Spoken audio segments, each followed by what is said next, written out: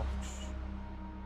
Durante 10 anos, uma década de crueldade, o vampiro de Niterói matava crianças e ganhou esse apelido porque, após os assassinatos, é até difícil de falar, ingeria o sangue das vítimas. A lei brasileira o condenou ao tempo máximo, 30 anos de cadeia. Esse período está terminando. O vampiro pode voltar às ruas.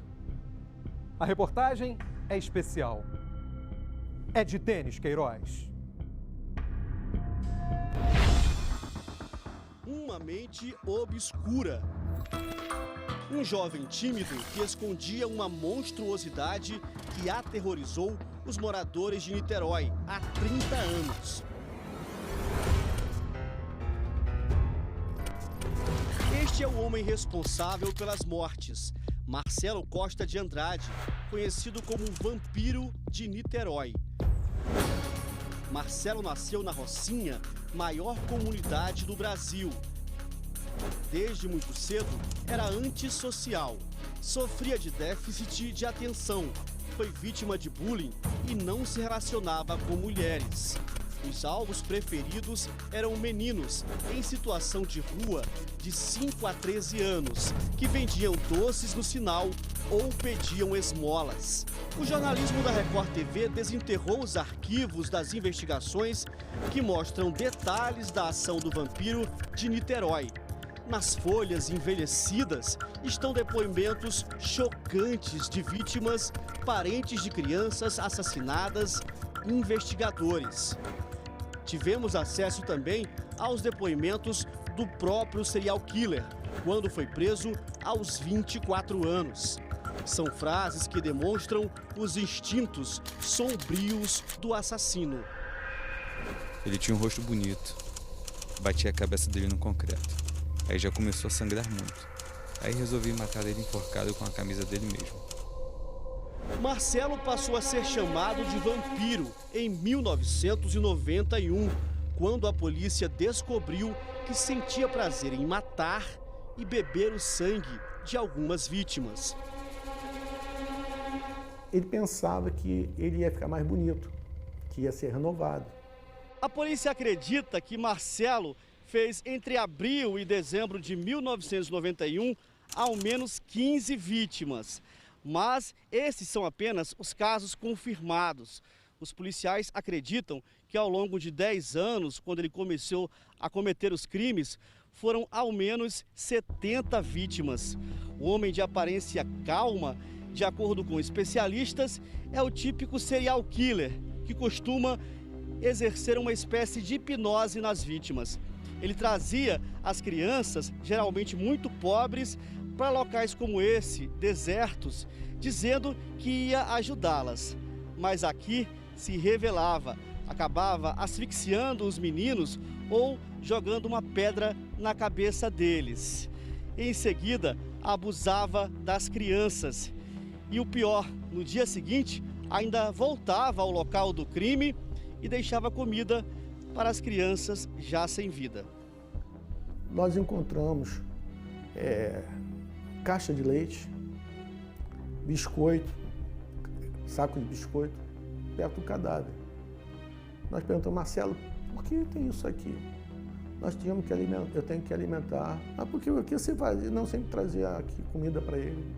Mas ele estava morto, mas o espírito não. A prisão aconteceu depois que uma das vítimas sobreviveu e contou tudo à polícia. Altair, de 10 anos, estava na companhia do irmão, Ivan, de 5. Eles pediam dinheiro na rua quando conheceram o vampiro de Niterói, que convenceu as crianças a percorrer cerca de 7 quilômetros até esse trecho da rodovia Niterói-Manilha, bem próximo à prainha do Barreto. Eles viriam pegar comida aqui, foi a desculpa que o serial killer deu para os irmãos. Durante o percurso, as crianças ficaram cansadas e ele chegou a carregá-las nos ombros para conseguir terminar o plano dele. Quando matava as crianças, o serial killer acreditava que estava ajudando os meninos a irem para o céu. Depois que conseguiu contar tudo à polícia, ele deu detalhes de como torturou e matou os meninos. Matei o pequeno enforcado. Eu queria o Altair, que era maior. Fomos para o posto de gasolina e dormimos. O corpo de Ivan, irmão mais novo de Altair, foi localizado dentro deste duto da rodovia. O local parece um cemitério de embarcações. Na época, Leon, personagem importante dessa história, era subchefe da delegacia responsável pelo caso. Altair procurou a unidade 3 dias depois, junto com um comerciante, amigo da família. O sobrevivente, ainda muito abalado, narrou com detalhes os momentos de terror que viveu. Depois de ver o crime do irmão, Altair ainda teve que seguir com o serial killer até a estação das barcas de Niterói. Os dois atravessaram a Baía de Guanabara até chegarem à Praça 15. Depois, seguiram de ônibus para Copacabana, na Zona Sul, onde Marcelo trabalhava distribuindo panfletos. Altair estava ferido. Durante os abusos, Marcelo bateu com a cabeça dele várias vezes contra uma pedra. Aqui em Copacabana, a criança foi deixada na escadaria do prédio onde a empresa que Marcelo trabalhava tinha um escritório. Depois disso, o serial killer foi distribuir os panfletos normalmente pelas ruas de Copacabana. Durante o trajeto, o menino de apenas 10 anos prestou atenção nas cores dos ônibus e nas fachadas dos prédios. Essas lembranças ajudaram e muito na reconstituição do trajeto que foi feita dias depois pela polícia. Ao passar aqui, em frente à fachada charmosa do cinema, a criança teve a certeza que era aqui que o assassino do irmão dele trabalhava e apontou para a polícia. Marcelo estava trabalhando, distribuindo panfletos quando foi preso. Ele não tentou fugir e ainda disse uma frase que os investigadores jamais vão esquecer. Perto do policial, vocês demoraram a chegar. Eu disse assim, como que nós demoramos a chegar? Não tem porquê disso. Ele já esperava ser preso? Já estava esperando ser preso. Ou ele queria também ser preso. Porque no primeiro momento ele não reagiu, não teve reação nenhuma de estou preso. Não, por que vocês demoraram a chegar? O investigador desenvolveu uma amizade quase improvável com o serial killer. Marcelo contou que foi vítima de abuso sexual por um vizinho quando tinha 10 anos de idade. A mãe era ausente, trabalhava o dia inteiro e só chegava em casa à noite. Conheci uma moça, vendedora de cafezinho. Ela vendia cafezinho aqui nos prédios públicos. De repente surgiu o caso do Marcelo. Foi oferecida a denúncia contra ele. Quando ele chegou no corredor para entrar na sala de audiência, ele abraçou aquela moça do café e nós passamos a saber que ela era a mãe dele. E ela não sabia que estava ocorrendo aquilo com o filho, porque o filho já estava fora de casa há algum tempo. Ela veio falar comigo, porque ela me conhecia, eu era um cliente dela de cafezinho. Em depoimento, a mãe do serial killer descreve como era o comportamento dele, que às vezes ele levantava rindo, que não eram risos normais. Este jornalista fez reportagens na época para um jornal de Niterói. Ele ficou frente a frente com o serial killer.